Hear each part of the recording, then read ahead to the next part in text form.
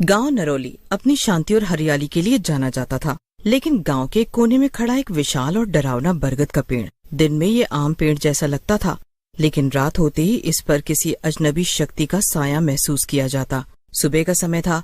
रामलाल काका, बरगद के पेड़ के बारे में सुना है मैंने। लोग कहते हैं वहाँ कुछ अजीब होता है। ऐसा मत बोलो बेटा, वो पेड़ अशुभ है, वहाँ जाना मना है। पर क्यों? क्या सच में वहाँ कोई आत्मा रहती है? मैंने खुद देखा है। उस पेड़ पर सफेद साड़ी पहने एक औरत को, उसकी लाल आंखें, उलझे हुए लंबे बाल और वो हंसी, उफ, वो हंसी आज भी कानों में गूंजती है। वो कौन थी? उसका नाम था कमला। उसके साथ गांव वालों ने बहुत अन्याय किया था। कुछ देर वहाँ रुकने के बाद वो दोनों चौपाल से उठ जाते हैं और एक खोखे की तरफ चाय पीने जाने लगते हैं। रवि भाई, तुम्हें क्या लगता है, क्या गांव वाले सही कह रहे हैं? पता नहीं यार, मुझे तो विश्वास नहीं हो रहा था। एक पल को तो मुझे ये लगा ये लोग फेंक रहे हैं लंबी लंबी, यूं ही डर का माहौल बनाने के लिए। क्यों ना खुद जाके सच्चाई पता की जाए? क्यों, क्या कहते हो? मैं भी यही बोलने वाला था तुमसे। पता तो करना पड़ेगा आखिर सच्चाई क्या है उस पेड़ की। शाम ढलने लगती है। रवि और करण को गांव वालों की बातें अफवाह लगी, इसलिए उन्होंने तय किया कि वे खुद जाकर सच्चाई का पता लगाएंगे। वे दोनों बरगद के पेड़ तक पहुँचे। पेड़ का आकार डरावना था। जैसे उन्होंने पेड़ को छुआ, अचानक हवा तेज हो गई। चारों तरफ अजीब सा सन्नाटा छा गया। तभी पेड़ के पीछे से किसी के पैरों की आहट सुनाई दी। वे पीछे मुड़े, वहाँ कोई नहीं था। लेकिन तभी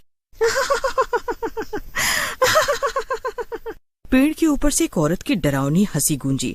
दोनों की सिट्टी पिट्टी गुल हो गई। दोनों गांव की तरफ भागे। पीछे से किसी के पैरों के घसीटने की आवाज आती रही। रात भी हो चुकी थी। डरावनी हंसी की गूंज उन्हें दिल का दौरा सा ही देता। अगर उन्हें चौपाल पहुंचने में थोड़ा और वक्त लग जाता तो। चौपाल पर पहले से ही बैठक हो रखी थी। रामलाल काका, हमने उसे देखा। वो सच में वहाँ है। मैंने कहा था तुम लोगों से, अब वो तुम दोनों को छोड़ेगी नहीं। तो अब क्या किया जाए? कुछ तो करना ही पड़ेगा सुरक्षा के लिए। उस पेड़ की आत्मा से बचने का कुछ तो उपाय होगा। उपाय तो अब पंडित जी ही बता सकते हैं। चलो सुबह पंडित जी से मुलाकात करके ही कुछ सुझाव मिलेगा। फिर अगली सुबह करण और रवि गांव के पंडित जी के पास गए, जो इस आत्मा के बारे में जानते थे।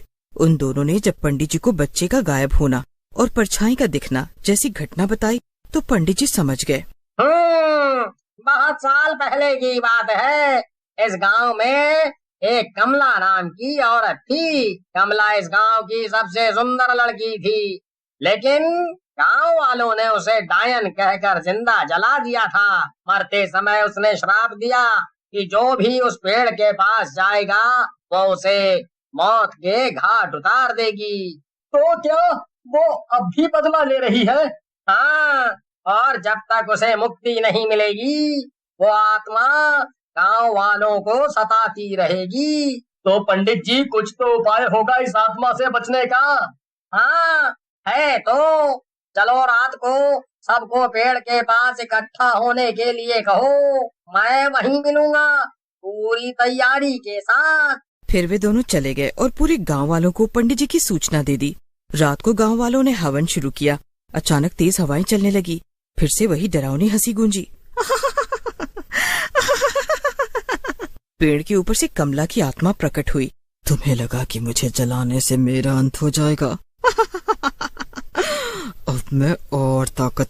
तभी रामलाल काका का ध्यान पेड़ के पीछे गया। पंडित जी का शव पेड़ के पीछे पड़ा था। पंडित जी को इस आत्मा ने पहले ही मार दिया था। ये सब उसी का खेल था। कमला की आत्मा और जोर जोर से हंसने लगी।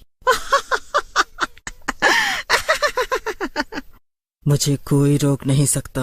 अब ये पूरा गांव मेरा होगा। गांव वालों ने मंत्रोच्चार तेज कर दिया। मंत्रोच्चारण पूरा होते ही करण और रवि ने हिम्मत करके गंगा जल आत्मा पर फेंका, जिससे कमला की आत्मा जलने लगी।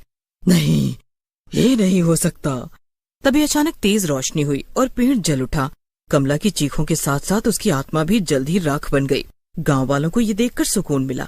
अगली सुबह, देखो गांव वालों, अब हमें उस आत्मा से छुटकारा मिल गया है।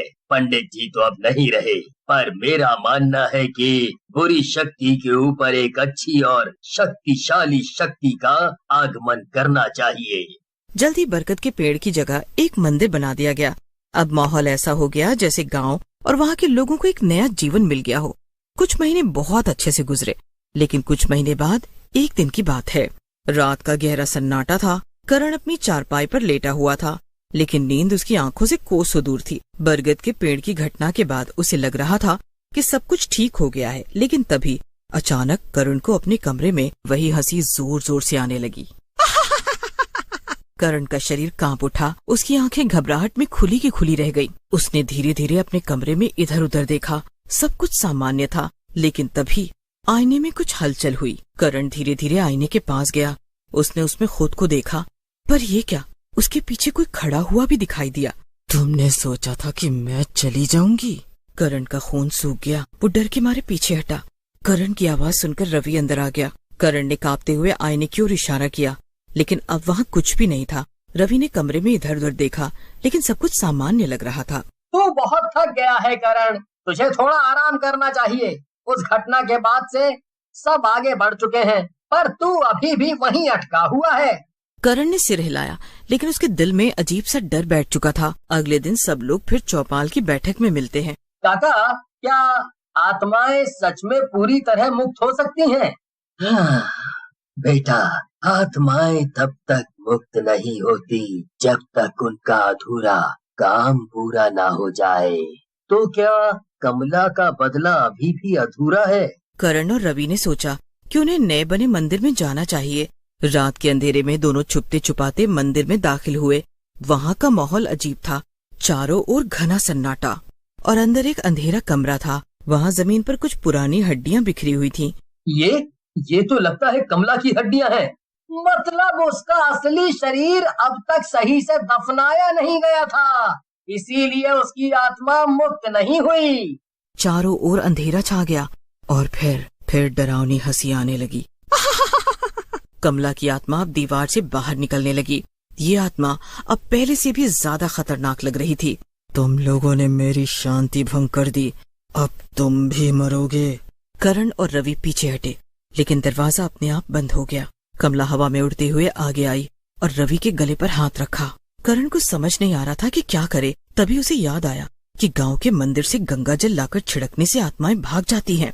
वो दौड़कर मंदिर के पीछे रखा गंगा जल उठा लाया और बिना सोचे समझे कमला की आत्मा पर छिड़क दिया। कमला जोर से चिल्लाई, नहीं, नहीं, नहीं। कमला की आत्मा पूरी तरह जलने लगी। जैसे तैसे रवि और करण अपनी जान बचाकर बाहर निकले और घर पहुँचे। फिर सुबह होते ही उन दोनों ने गांव वालों को पूरा सच बताया। फिर उन्होंने कमला की हड्डियों को उचित विधि विधान से गंगा में प्रवाहित किया। अब कमला की आत्मा को असली मुक्ति मिल चुकी थी। अब गांव पर कोई श्राप नहीं रहेगा। आखिरकार ये सब खत्म हुआ।